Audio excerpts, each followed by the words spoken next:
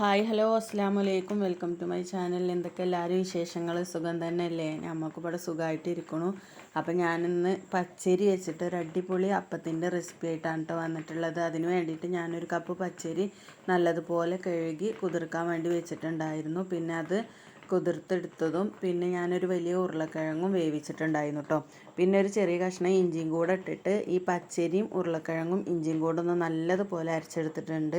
നല്ല ഫൈനായിട്ട് തന്നെ അരച്ചെടുക്കണം കേട്ടോ. അപ്പോൾ അതാ നല്ല പോലെ അരച്ചെടുത്തിട്ടുണ്ട്. പിന്നെ നമുക്ക് ഇതിക്ക് കുറച്ച് വെജിറ്റബിൾസൊക്കെ ചേർക്കാനുണ്ട് കേട്ടോ. അപ്പോൾ അതും കൂടെ ചേർത്തിട്ട് വെള്ളം കുറവാണ് തോന്നുകയാണെങ്കിൽ ഒരു കുറച്ച് വെള്ളം കൂടി, 2 സ്പൂൺ വെള്ളം കൂടിയും ചേർക്കണം കേട്ടോ.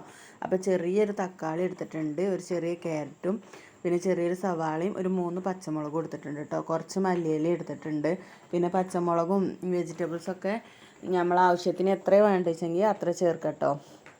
അപ്പോൾ ഞാനൊരു ഗ്ലാസ് അരിക്ക് ഇത്രയാണ് കേട്ടോ എടുത്തിട്ടുള്ളത്. അപ്പോൾ ഇതൊക്കെ പാടൊന്ന് കൈ വെച്ചിട്ട് നന്നായിട്ടൊന്ന് തിരുമ്പി എടുക്കുന്നുണ്ട്. എന്നിട്ട് പിന്നെ നമ്മൾ ബാറ്ററി ഇതിലേക്ക് ഒഴിച്ച് കൊടുക്കുകയാണ് കേട്ടോ ചെയ്യണത്. പിന്നെ ആവശ്യത്തിനുള്ള ഉപ്പും പിന്നെ ഒരു നുള്ള് അപ്പസോഡയും കൂടെ ഇട്ട് കൊടുക്കുന്നുണ്ട് കേട്ടോ. ബേക്കിംഗ് സോഡയാണ്, അതും കൂടെ ഇട്ട് കൊടുക്കുന്നുണ്ട്. അപ്പോൾ അതാ ഇതുപോലെ ഒന്ന് കൈ വെച്ചിട്ട് നല്ലതുപോലെ മിക്സ് ചെയ്തെടുക്കണം കേട്ടോ. എന്നിട്ട് നമ്മൾ ഇവിടെ ഒഴിച്ച് വെച്ചിട്ടുള്ള ബാറ്റർ ഈ വെജിറ്റബിൾസ്ക്കാണ് ഒഴിച്ച് കൊടുത്തിട്ട് നമ്മൾ നല്ലതുപോലെ ഒന്ന് കലക്കിയെടുത്താൽ മതി കേട്ടോ.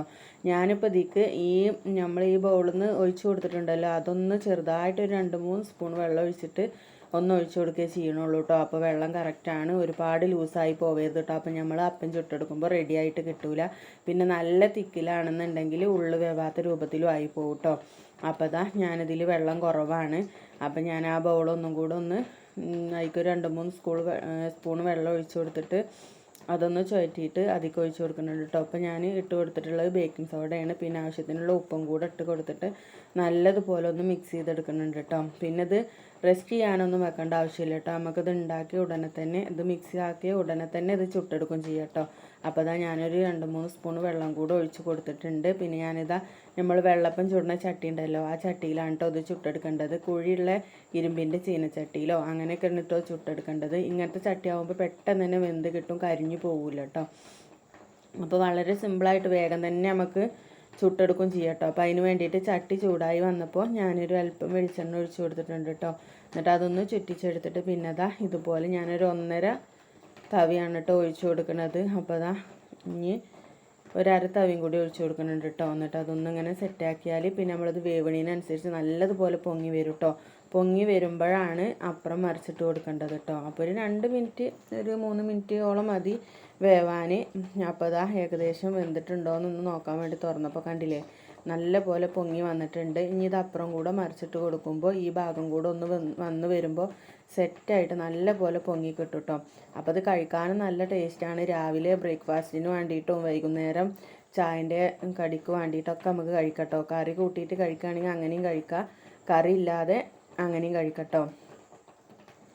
അപ്പോൾ അതാ നല്ല പോലെ സെറ്റായി പൊന്തി വന്നിട്ടുണ്ട് കേട്ടോ. ഇനി ഞാൻ ഇത് എടുത്തിട്ട് അതുപോലെ ബാക്കിയുള്ളതും കൂടെ ഒന്ന് ചുട്ടെടുക്കട്ടെ കേട്ടോ. എന്നിട്ട് ഞാൻ പിന്നെ കാണിച്ചു തരാം. കണ്ടോ, 2 ഭാഗം ഒരുപോലെ പൊങ്ങി വന്നിട്ട് ഉള്ളൊക്കെ നല്ല പോലെ വെന്തിട്ട് നല്ല ടേസ്റ്റ് വേണം കേട്ടോ കഴിക്കാൻ. വെജിറ്റബിളൊക്കെ ഉള്ള കാരണം പിന്നെ നമ്മൾ കിഴങ്ങും കൂടെ ഇതിൽ കൂട്ടിയിട്ട് അരച്ചിട്ടുള്ള കാരണം നല്ലൊരു ബജിൻ്റെ ഒരു ടേസ്റ്റൊക്കെയാണ് കേട്ടോ അത് വരുന്നത്. അപ്പോൾ എല്ലാവരും ഒന്ന് ട്രൈ ചെയ്ത് നോക്കൊണ്ടു. എന്നും നമ്മളെ വീട്ടിലുള്ള സംഭവങ്ങൾ വെച്ചിട്ടാണ് ഉണ്ടാക്കുന്നത്. അപ്പോൾ എല്ലാവരും ട്രൈ ചെയ്ത് നോക്കൊണ്ടു കേട്ടോ. വെജിറ്റബിളൊക്കെ നമ്മളെ കയ്യിലുള്ളത് ഇട്ട് കൊടുത്താൽ മതി. ഇനി ക്യാരറ്റൊന്നും ഇല്ലയെന്നുണ്ടെങ്കിൽ ഉള്ളിയും തക്കാളിയൊക്കെ എന്തായാലും എല്ലാവരും വീട്ടിലുണ്ടാവുമല്ലോ. അപ്പോൾ അതൊക്കെ ഒന്ന് ഇട്ട് കൊടുത്തിട്ട് പച്ചരി ഉണ്ടാവും പിന്നെ വീട്ടിൽ.